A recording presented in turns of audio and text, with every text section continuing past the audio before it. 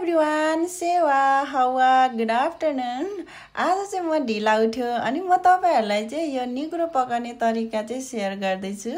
हुन त सबैलाई थाहा होला, तर मलाई चाहिँ थाहा थिएन के नेपालमा चाहिँ हामी चाहिँ नेपालमा काँचै केलाउँथ्यौं अनि आलुसँग यस्तो जेसँग मिसाएर पकाउँदा पनि कस्तो नमिठो लाग्थ्यो के गनाको जस्तो अनि करक करक हुन्थ्यो।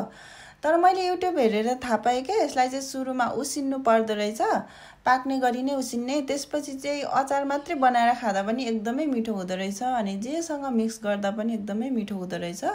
जापानिजहरूले पनि सेम वेमा गर्दो रहेछ क्या, प्याकेटमा किन्न पाउँछ, यति थोरैलाई नि कस्तो महँगो पर्छ।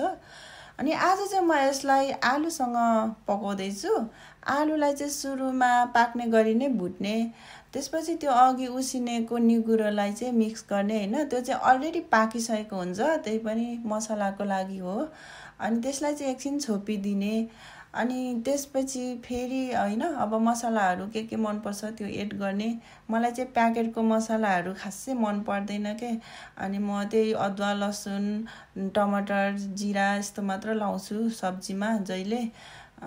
बाक्लो टेस्ट चाहिँ एकदमै मलाई मन पर्दैन के। सो अनि त्यसपछि छोपिदिने फेरि एकछिन, अनि त्यसपछि टमाटर हाल्दिने हैन।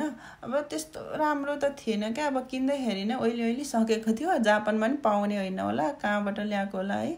अनि त्यही पनि मैले चाहिँ एकदमै मेहनत गरेर पकाएँ। यसलाई चाहिँ अब रस हाल्दा पनि हुन्छ, तर मैले चाहिँ ग्रेभी बनाएँ, मलाई चाहिँ ग्रेभी नै मनपर्छ। सो तर यसको टेस्ट चाहिँ लास्टमा मिठै भएको थियो एज होल। By by.